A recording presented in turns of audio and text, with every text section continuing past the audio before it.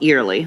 So back to the situation that we were talking about earlier, where you have someone that has a driver's license, which they can get anywhere, no matter who they are, in the state, and they go and they vote or they register. It's flagged as needs an ID. They won't go in. They use their ID. They sign. Do you go back and look at the Social Security number and the reason that was not matching originally? Do you go back and do you compare that to the Social Security database regularly, at least for, well, everyone, but certainly for people where it didn't match in the first place? Do you do that? Mr. Linnell. Madam Chair, so for any record that is flagged as failed verification, and specifically to the Social Security Administration database, I would say that operates somewhat as a black box.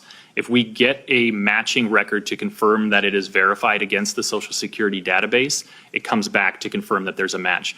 We don't have a lens into that database to see what it is that may be causing the record not to match, whether it's a transposed number, whether it's a issue with the last name not matching exactly, any number of reasons where it's a genuine valid voter registration, but it's coming back from the SSA showing that it can't be verified with that information.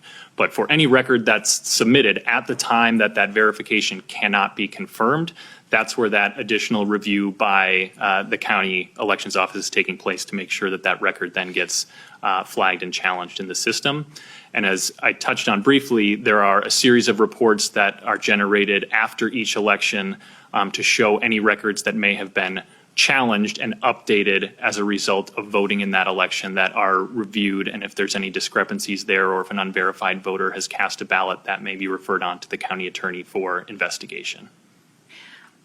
Vice Chair Anderson. Yeah, thank you. So no, you don't look after the facts. So in this case, you wouldn't take the list of people who have come in who originally their socials didn't match.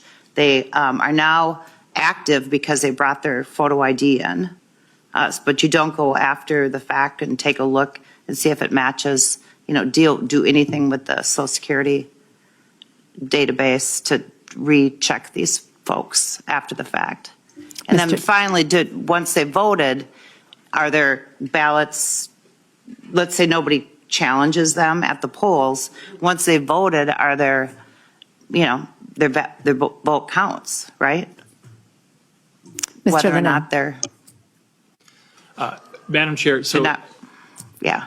So as I mentioned, there's not anything more that we can do to cross-reference against the Social Security database to determine the reason why there may not have been a match in that record. But if that record has cast a ballot, those are reports that county elections offices are running after each election for voters that have had their status updated from challenged to active. And if there's a case that needs to be investigated further, the county attorney would do that work to determine whether it was an invalid ballot that may have been cast. Okay, thank you. Thank you. Please proceed. All right. So as noted previously, Minnesota is one.